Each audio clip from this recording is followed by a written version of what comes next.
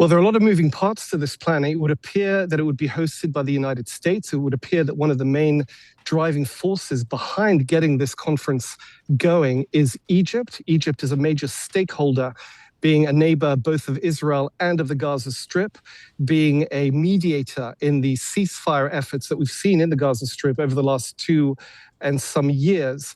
And a country that really would like to see stabilization underway. It has obvious interests here, and the Israelis and the Americans have been leaning on Egypt. It's worth remembering that, albeit Christmas Eve, but I think this will not be a very restful holiday season for members of the Trump administration, certainly members of the Israeli government, Egypt, as I mentioned, perhaps other regional powers that are looking to push ahead and transform that current ceasefire, the so-called phase 1 in Gaza, to what's been known as phase 2. Phase 2 is effectively the end game, the hopeful stabilization of the Gaza Strip, a peaceful resolution, a reconstruction, rehabilitation there. But as I said, much has to be achieved. The Israeli Prime Minister Benjamin Netanyahu is hoping in a few days, on the 29th of December, to be meeting with the US President in Mar-a-Lago. That has yet to be confirmed by the White House. But one imagines that that reconstruction conference will be one of the issues that would come up in those talks, among several others. Many, many stakeholders here, many questions as yet unanswered, but something that I imagine will reach some form of resolution or clarity in the coming days and as we enter the new year. Dan, what is the status of Gaza today for the people on the ground there? Is there just, we haven't really, it hasn't been in the news in the last few weeks, given everything else that's going on in the world, but give us the latest. Well, it's effectively partitioned. There was that October 10th ceasefire achieved effectively by the Trump administration, surprising many parties who saw that situation as being intractable. Hamas gave up the last 20 living hostages it had held since the October 7th attack in 2023, which began this war, a war that has devastated Gaza and really shaken up the region.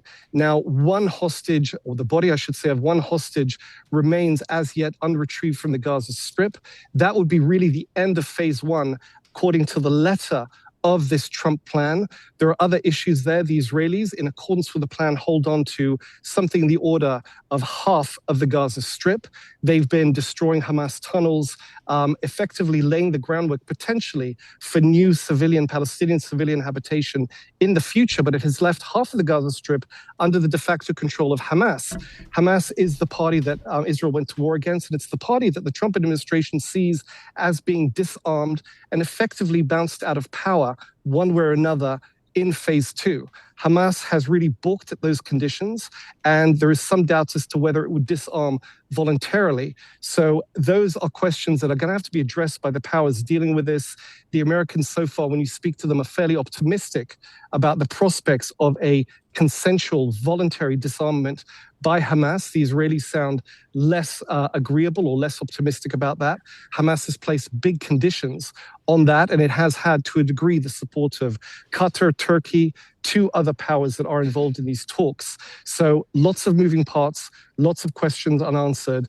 But then again, had we been speaking, we did speak only a few months ago, 3 months ago, it would have appeared then that to be at this position now, with almost all of the hostages out, the violence reduced, not gone, but largely reduced in the Gaza Strip, and much of the region stabilized as a result of that. That would have seen a tall order. It was achieved. And when you ask to the people who are dealing with this behind the scenes, they caution patience, and they caution that the US president is very serious about getting his plan finalized and working, perhaps on the road to a wished-for Nobel Prize, Peace Prize.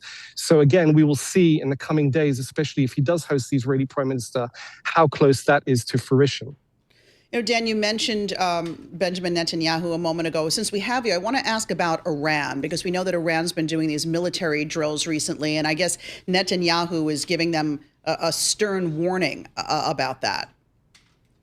Well, Iran says its missile exercises and its missile program, its ballistic conventional missile program, is for self-defense reasons. It's worth remembering, however, that when Israel and Iran fully came to blows back in June, half a year ago, those ballistic missiles, conventional missiles, turned out to be a significant threat in themselves to the Israelis. A number of them got through Israel's storied air defenses, caused quite a bit of damage in Israeli cities. And the Israelis have been saying that a a reconstruction, a rehabilitation of that ballistic missile program would be a threat to them. There are some reports suggesting that that exercise you alluded to was suspected by Israel of being cover for a sneak attack by Iran. The war is not over with Iran. It's effectively an ideological war. Everyone expects it to resume at some point. So there were indications that the Israelis were worried that in these very days, there might be a resumption of fighting, an attack by Iran or an attack by Israel on Iran, which would, of course, have upended things in terms of the region.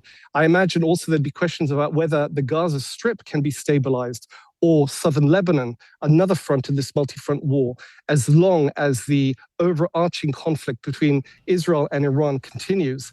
However, the indications now is that threat, and again, it was a threat largely paraded in headlines, not really by official statements, either by the Israelis or the Americans or the Iranians, that threat, as it was perceived, has abated.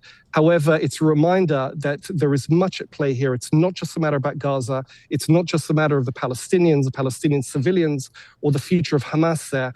There are other players here, players that have a stake potentially in seeing that conflict unresolved, as is the case in southern Lebanon. Israel is balancing several fronts at once.